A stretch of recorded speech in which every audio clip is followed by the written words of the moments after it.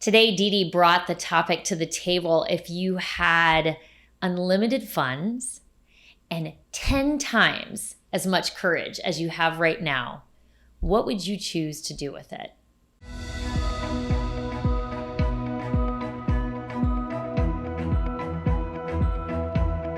If you had 10 times more courage than you have right now, and money was no object, what would you do? I'm not going to make Nicole answer that, but I want you to think about it. If you had 10 times more courage than you have right now, and money was no object, what would you do? That is a question I think we all should ask ourselves, because it gives us an indicator of what are we called to do in life and why aren't we doing it? And I had an answer immediately pop into my head.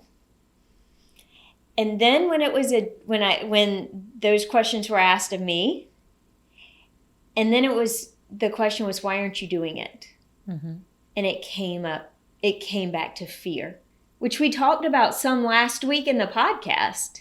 Yes. Fear. In what ways is fear holding back your life?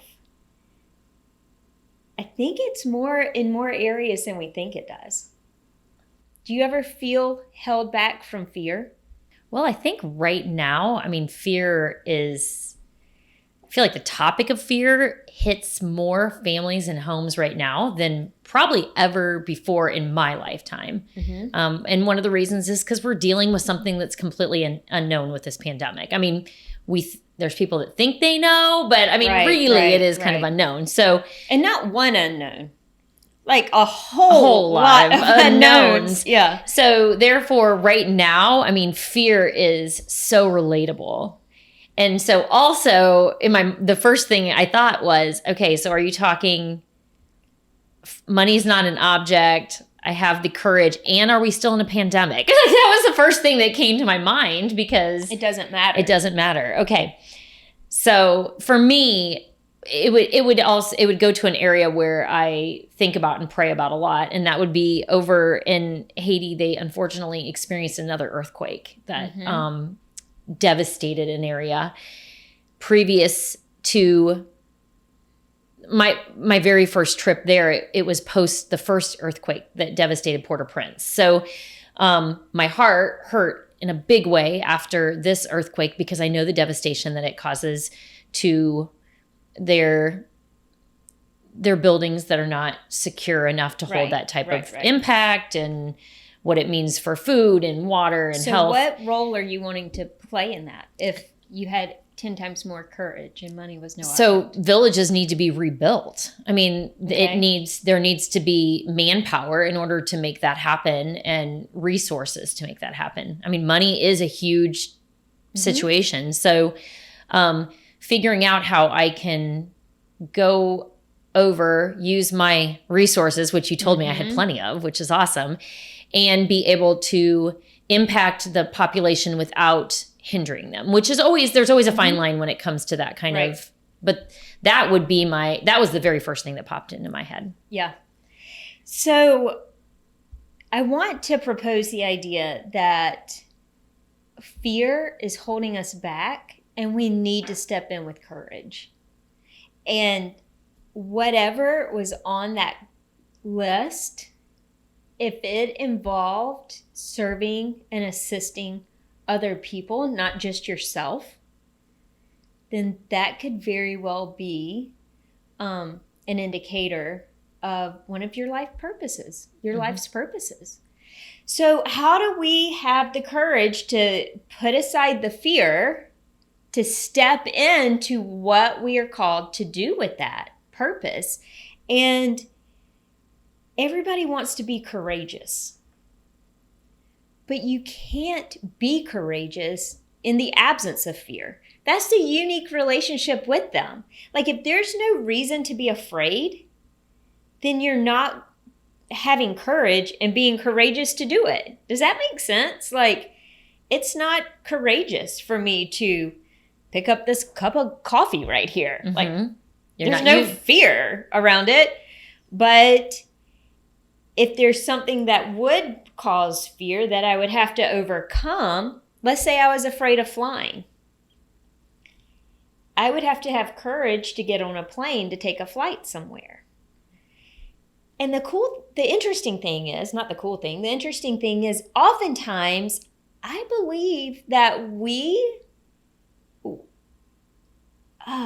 decrease our lives to live within the circle from which we're comfortable, and we don't have to overcome any of those fears. We don't have to have any courage. So if you're afraid to fly, you're probably never going to take a flight anywhere, and you're never going to feel the fear of getting on an airplane, if that's what you're afraid of. Mm-hmm. Which I used to be afraid to fly. Did you know that? Mm-hmm. No, I can't even imagine that. I was terrified to fly.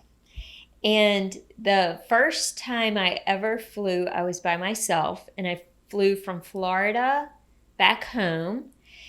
And this nice lady sat beside me and walked me through it. Like, I was really starting to get super scared about flying. And then the plane from Columbia to Charlotte crashed. And I don't know if it was the same plane, but it was close enough within that proximity that it freaked me out even more, and I didn't want to fly. And when I first started flying, I would have a hard time breathing, and the stewardess would sometimes come by and check on me because I was struggling to calm down going up in the plane. And if we hit turbulence, I would scream out loud. And you've heard me scream out loud when I was startled, so That wasn't very good.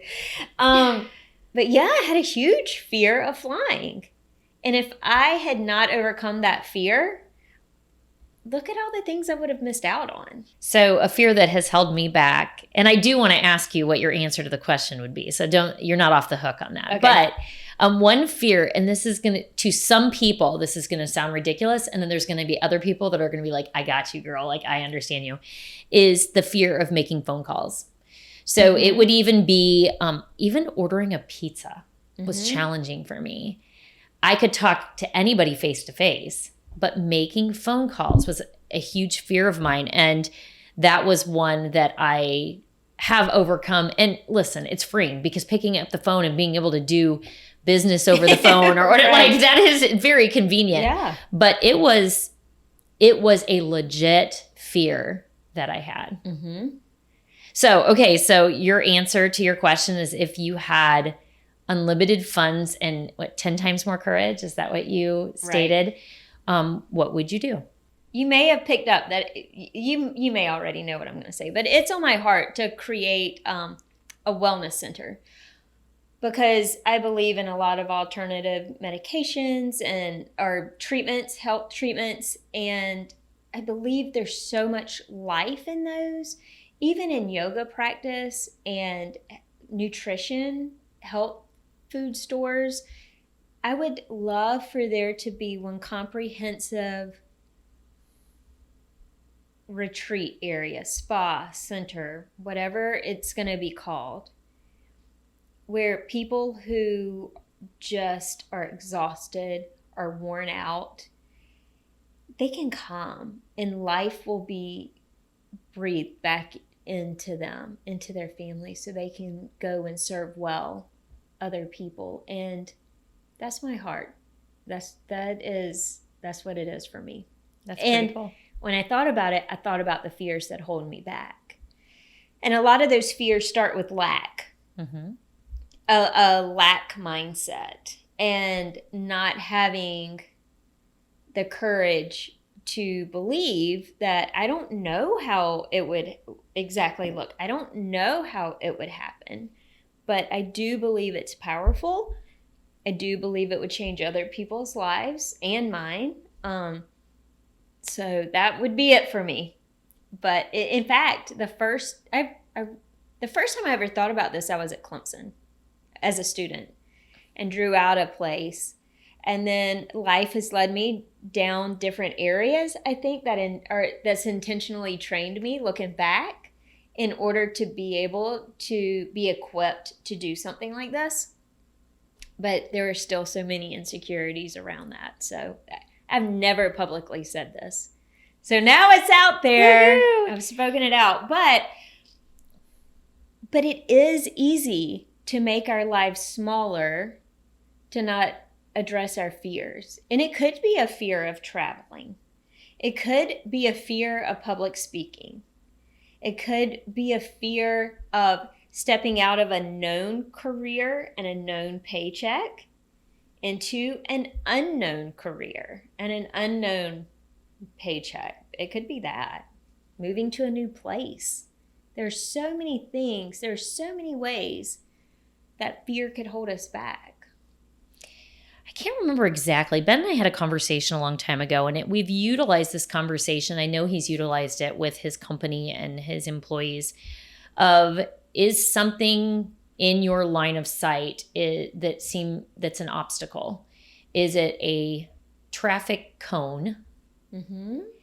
Or is it a guardrail, a permanent guardrail that's been put up? And a lot of times we see those traffic cones as we can't pass them.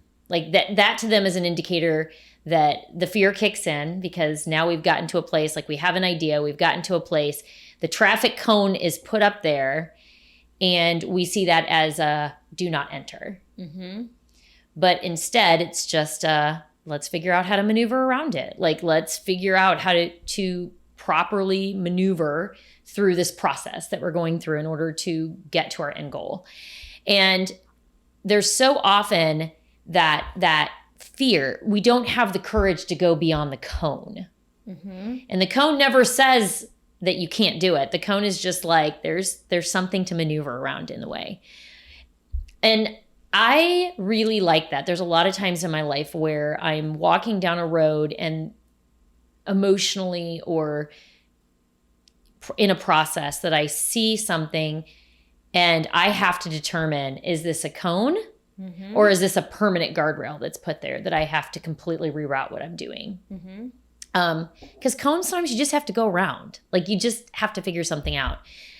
And being able to call them what they are is so helpful, so that even if you have a dream in your mind, maybe it's something like you don't feel that your career that you're in is where you should be, but you don't have the courage right now. And hopefully maybe when you get done with this podcast, you're like, if I had 10 times more courage, I would change my career and do something that I find more fulfilling. But also doesn't mean the journey there is going to be easy. Right. But you have to just not look at those traffic cones as a guardrail that you can't pass, and just see it as something that you have to maneuver around. And don't use it as an excuse to not do it. Yeah. Another thing that could be in your life is an addiction of some sort that you need to address. And we talked about anger, and explosive anger, I think, is addictive. Can be addicting, or at least the release of it can be addicting, but it's toxic. And addressing other giants in your life of addiction. And the thing is, sometimes we need to have courage, not just to change our life, but to change the life of the people around us. And so if you won't make the change just for yourself, if you won't address that addictive behavior in yourself, your children are going to one day have to address it. Either because they've inherited it. Yeah, they have been conditioned to behave the same way. And that's going to be a bigger giant in their life, because now they've lived under it and now they're living through it. Where if you had addressed it, if you had had the courage to step up and address it now, maybe it's an addiction to spending money or gambling, or I don't know. There are so many things you could be addicted to. But if you address that now, that is a giant your kids may not have to face. If you address starting that business now, that you think, I really feel like this is a calling of mine. You can bless other people down the road. There's a cute little shop in our town called Farmhouse 221. I don't know if we need to get her permission to talk about it, but I'm sure she'll appreciate us. Yeah. Love and honor on the podcast. But her decision to overcome her fears, step out in courage, move to a new town, and start this cute gift shop that she's expanded to a furniture shop, has blessed so many people in this town because it's more than just a shop. She has a prayer wall up in her shop. And I was talking with a sweet little family who lost their two oldest children in an accident many years ago, and she now has two other children. And one of her daughter wrote a sweet prayer for her other two children. And she shared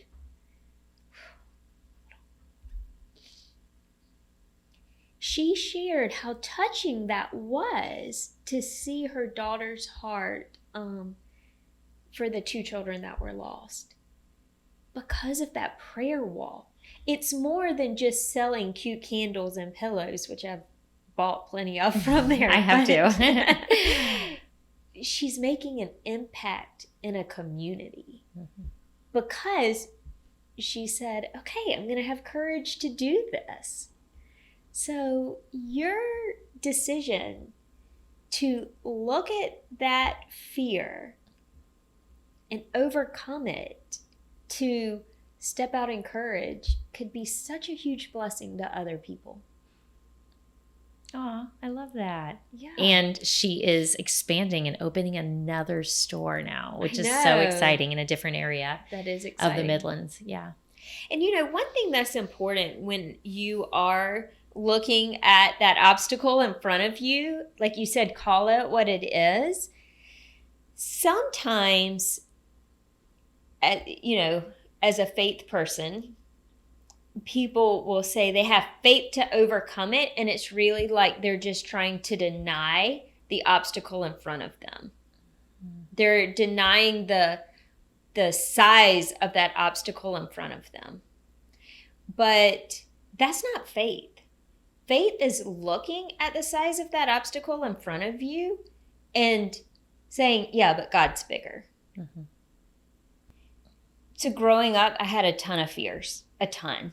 In fact, Ken said he would always say I was the scariest person that he knew, but he meant that I was the most scared person that he knew. I was scared of a lot of things. And about 23 years ago, I started a journey to overcome fears. And a lot of the things that I learned is what Nicole and I implement in our coaching business, because fear held me back. Fear stopped me from doing things that were going to enrich my life and that were going to enrich other people's lives. And as I think back on the things that I missed out on, I really don't want somebody else to miss out on some of the opportunities I had just because of fears or insecurities. So if you feel like we could benefit your life in that area, go online and look us up at www.liveyourdesign.life. You can connect with us right there on the contact page. We would love to assist you in letting go of the things that hold you back from living the life that you were designed for.